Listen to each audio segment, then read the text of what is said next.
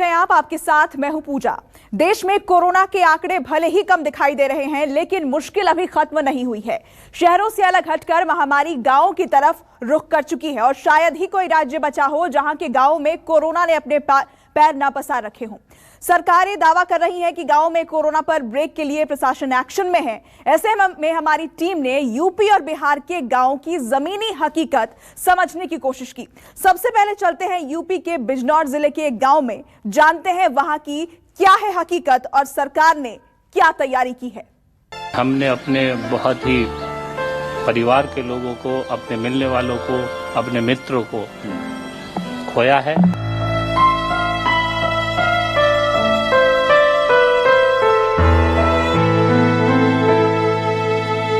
सभी गांववासी डरे हुए भी हैं और न जाने अब किसका नंबर होगा।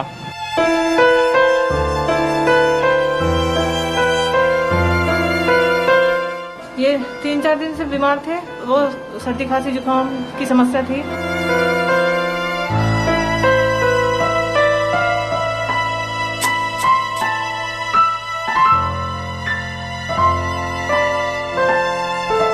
हाँ, काफी गए जान लोग, 4-5।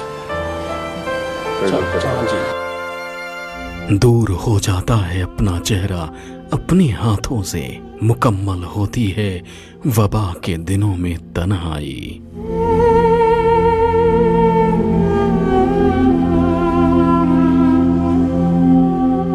कोरोना महामारी ने हर चेहरे पर कुछ ऐसा ही खौफ भर दिया है। यहाँ हर दस्तक में गुमनामी सी दहशत दिखाई दे रही है। सड़कें खाली हैं, दुकानों के शटर गिरे हैं, चेहरों पर मास्क है और मास्क के पीछे ढके चेहरों पर एक ही सवाल है कि इस महामारी का अंत कब होगा।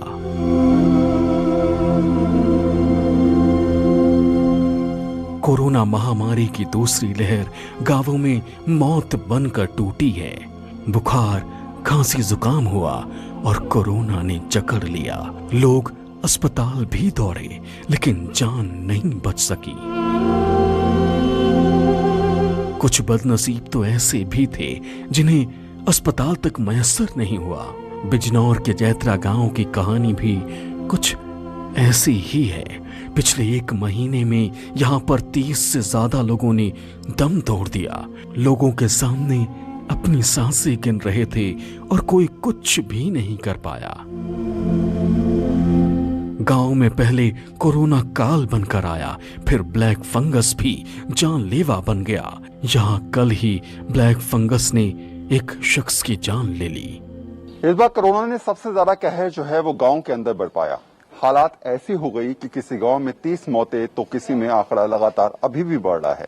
गांव के लोग परेशान हैं और ये सोच रहे हैं कि आखिर ये सफर, ये हालात कब थमेंगे, आखिर मौतों का सिलसिला कब रुकेगा, आखिर गांव में शांति कब आएगी और ये हालात कब बदलेंगे। यही तो स्थिति है जो गांव की लगातार डरा भी रही है और लोगों के जहन में ये परेशानी ला रही है कि कब तक इस प्रकार की चीजें उनके सामने रोजाना होती रहेंगी। तो फिलहाल मैं आज पहुंचा हूं बिजनौर के एक और गांव में और बिजनौर के इस गांव के हालात भी बड़े अच्छे नहीं हैं। यहाँ भी पिछले 1 महीने में 35 से ज्यादा मौतें हो चुकी हैं।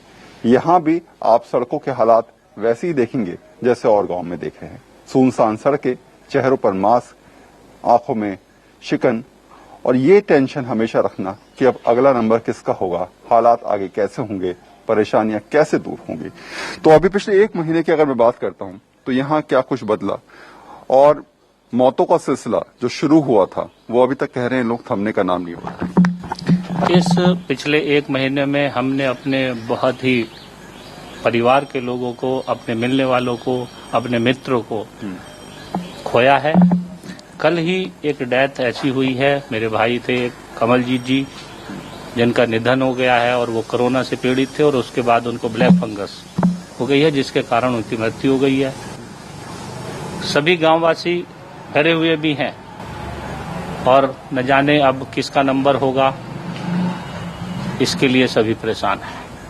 मैं तो ईश्वर से और सरकार से भी यही कामना करता हूं कि जो भी ज्यादा से ज्यादा सुविधाएं हम ग्रामवासियों को मिल सके वो दिलाई जाएं और इस प्रकोप को ईश्वर के माध्यम से इसको रोका जाए तो कहीं न कहीं बेहतर होगा। किसी का अपना चला गया तो किसी का पड़ोसी। कल तक जिसके साथ उठना बैठना था, आज वो इस दुनिया में नहीं रहा। अपनों को याद करके लोगों की आंखें नम हो जाती हैं। जिस गांव में एक रहस्यमयी बीमारी 23 से ज्यादा लोगों को निगल चुकी हो, वहां के लोग घरों से बाहर पैर रखने में तो डरेंगे ही। अच्छा, मुझे बताइए, पिछले 1 महीने के अंतराल में आपके कितने जानने वाले ऐसे लोग थे जो चले गए? भाई एक हमारे ये महिपाल सिंह हैं चक्की वाले, वो भी बीमार चले, मतलब कि 4-5 दिन, फिर उसके बाद उनकी जो है डेथ हो गई, मर चुके हैं वो भी। और एक है महेंद्र भाई हैं पेट्रोल पंप पे, उनकी मिसिज 1 महीना जो है मेरठ में भर्ती रही और जो है वो भी अभी 3-4 दिन पहले उनका भी मृत्यु हो गई। डर लगता है जब घर से बाहर निकलते? डर सा लगता है। डर लगता है, परेशानी रहती है कि आखिर ऐसा ना हो कि कल को हमें ही कुछ एक दूसरे के बाद भी, फिर जाने के बाद किसी के घर नहीं जा सकते या रास्ते में नहीं चल सकते, तो वो जो है परेशानी उठानी पड़ती है। फिर डर भी लगता है कि कहीं हो ना जाए। अभी के हालात गांव के कैसे हैं? जब आप गांव के अंदर जाते हैं तो स्थिति क्या नजर आती है? गांव के लोग सहमे दबे हैं और परेशान हैं। प्रधान जी की ओर से बार-बार सैनिटाइज कराई जा रही है गांव को, जो सुविधाएं आ रही हैं वो भी दी जा रही हैं, लेकिन उसके बावजूद भी बीमारी थमने का नाम नहीं ले रही। अब बस यही उम्मीद है कि जल्दी इस रोग से पीछा छूटे, गांव में अमन शांति लौटे, कारोबार लौटे, यही है साहब। थोड़े से हालात सुधरे पहले से? हाँ, पहले से कुछ हालात सुधरे, पहले से अब तो देश में थोड़े कोरोना हाँ कम हुए हैं, यहाँ भी कम हुए हैं। लेकिन हमारे यहाँ फिर भी औसतन 1 मौत तो डेली हुई है। पिछली बार लॉकडाउन के हालात, इस बार के लॉकडाउन के हालात, दोनों में अंतर इसलिए ज्यादा माना जा रहा है कि पिछली बार शहर का कोरोना था, इस बार शहर के साथ गांव में भी कोरोना है, तो अंतर बहुत देखने को मिला इस बार। हाँ, इस बार लॉकडाउन में अंतर मिला है और पहले लॉकडाउन में ज्यादा सख्ती थी, लेकिन इस बार वो सख्ती नहीं दिखाई दी है। और मुझे लगता है कि शायद उसी की वजह ये है कि हम लोग ज्यादा संक्रमित हुए हैं, एक दूसरे के संपर्क में आए हैं और उसी के माध्यम से हमारा ये मौतों का सिलसिला और फिर पंचायत के चुनाव, मुझे तो लगता है कि चुनाव की वजह से भी संक्रमण ज्यादा फैला है। काल इतना निर्दयी निकला कि पहले उसने इन मासूमों से उनका पिता छीन लिया, फिर कोरोना ने मां को भी ले लिया। पिछले महीने की 28 तारीख थी जब इन बच्चों से उनकी मां रुखसत हो गई, लेकिन इन मासूमों को आज भी मां का इंतजार है। वो अपनी दादी से मां का जिक्र करते हैं, पूछते हैं कि उनकी मां कब वापस आएगी। कोविड में न जाने कितने घर बर्बाद हो गए।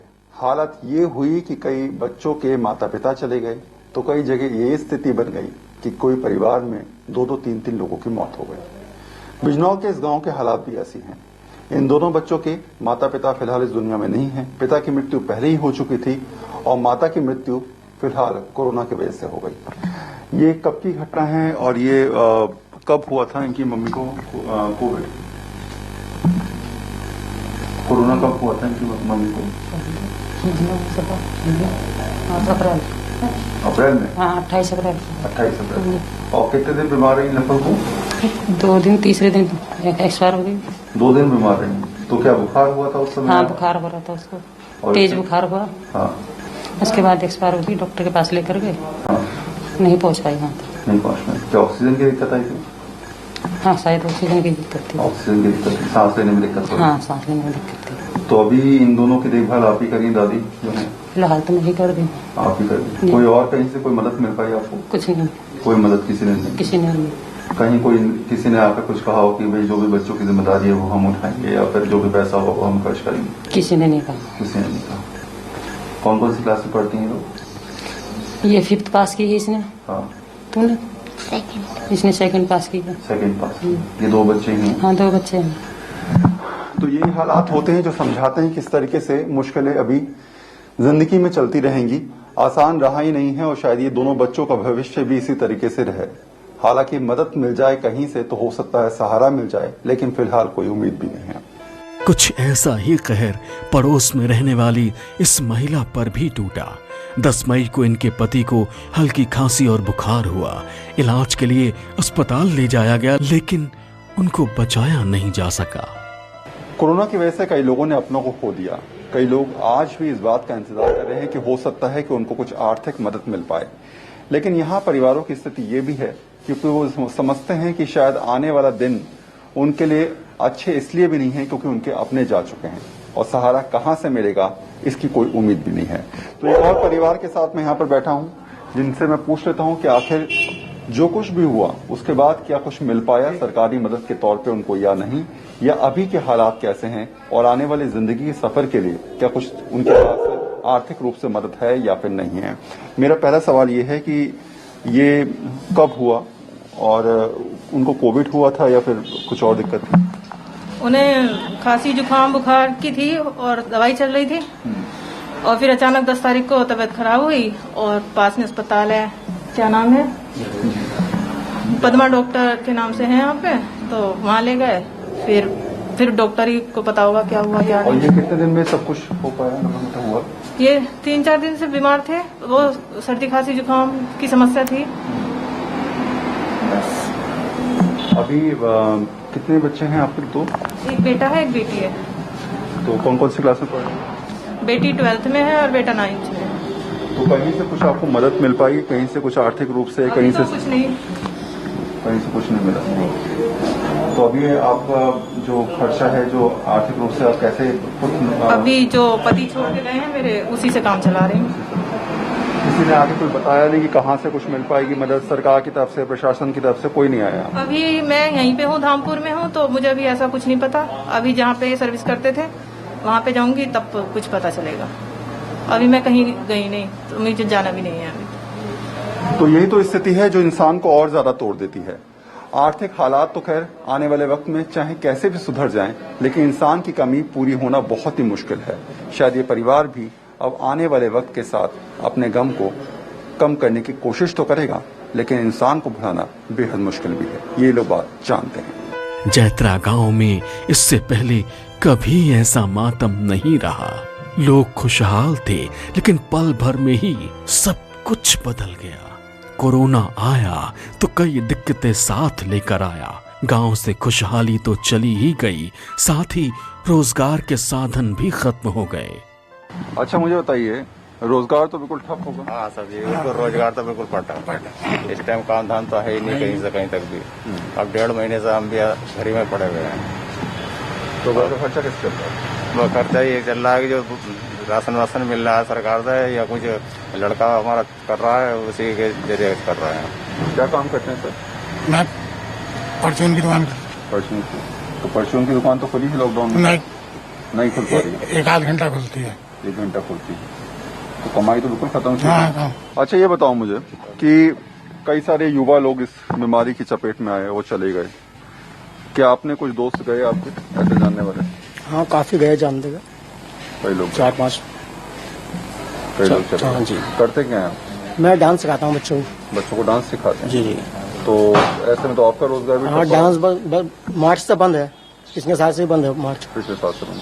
कोरोना महामारी आज नहीं तो कल चली जाएगी, लेकिन जिन लोगों ने अपनों को गवा दिया, महामारी का रौद्र रूप अपनी आंखों से देखा, उनके दिलों से ये जख्म शायद ही कभी जाए। कोविड की दूसरी लहर का सबसे ज्यादा असर गांव में देखने को मिला। गांव के लोग इस बार इस बात से डरते हैं कि कहीं ऐसा ना हो कि उनके घर में स्थिति खराब हो और कोविड की दस्तक हो जाए। उनके अपने कई लोग साथ छोड़कर जा चुके हैं और कहीं ये भी डर लगता है मौत से सामना ना हो जाए। यही हालात गांव में लोगों के चेहरे पर शिकन और परेशानी सामने लाकर खड़ा कर देते हैं। कैमरा पर्सन नितिन और अपने सहयोगी शमशुद्दीन फारूकी के साथ वरुण सिन्हा, न्यूज़ 24 बिजनौर।